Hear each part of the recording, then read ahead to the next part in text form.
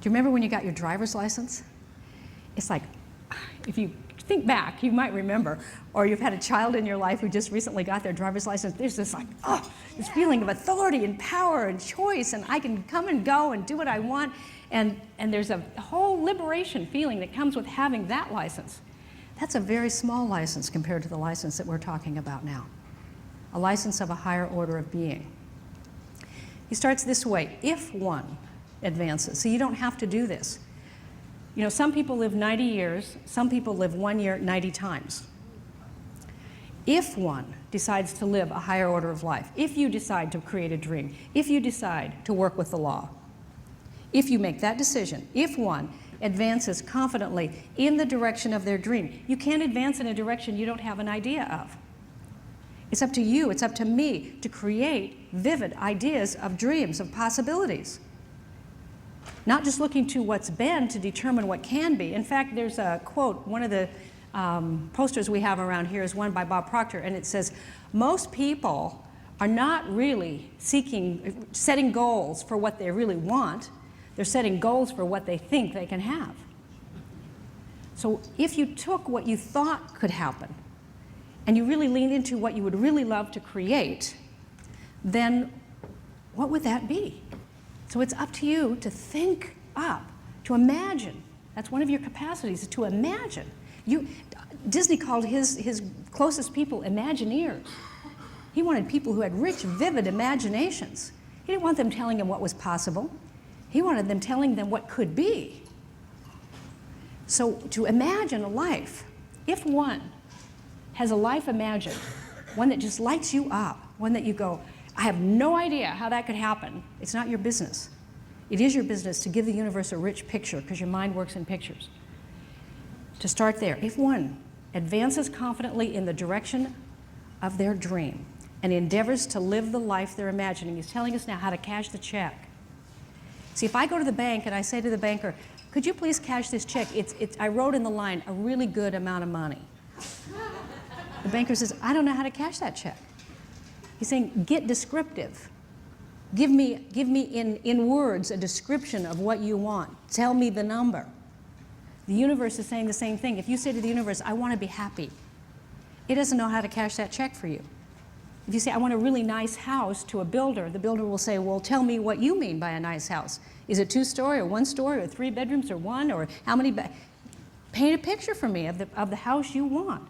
And the universe works in the same way. It works in pictures. So you've been given a mind that works in pictures.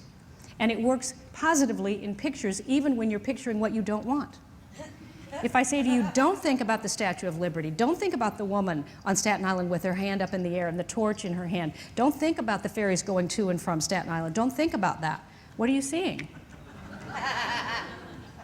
So your imagination, you're using that faculty, and many of us use our imaginations to terrorize us.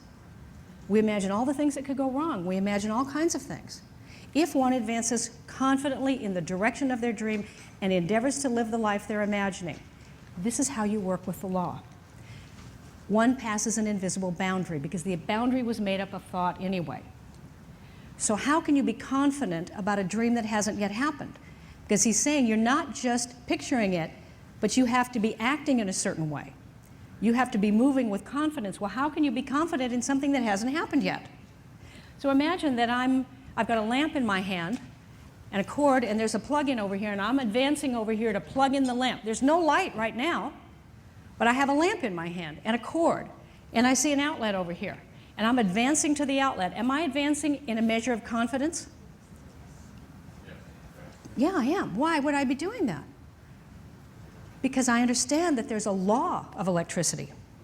Now, I may not personally understand all of the ways that it works, but I've been taught and I've studied that if I just take this lamp and I do what would put me in harmony with the law of electricity, it will work. And if it doesn't work, I don't get down on my knees and beg the law of electricity. Please, I've been really good. I've been saying my prayers. I've done everything I know how to do. Would you please just work for me? I figure out that there's something out of harmony with the law of electricity, because it always works if I work with it. And that's what Thoreau was saying, is that you can learn a way to live, to think, to be, to act that puts you in harmony with the unleashing of the abundance that is in this universe, that is yours by your birthright. Isn't it astonishing that all these secrets have been preserved for so many years just so we could discover them? Orville Wright. The power to fly, just like the capacity to have electricity, has always been here. But we didn't have it in our lives because we didn't understand how the law worked. Once we began to understand how the law worked, everyone could have access. And some of you in this room flew here today, which just 100 years ago, just 100, you think of a 60,000 years of human history. Just 100 years ago, you couldn't have done that. And now there's just this unleashing of capacity because of the understandings that are available to all of us.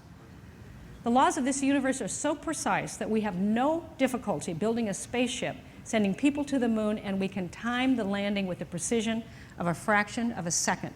Wernher von Braun.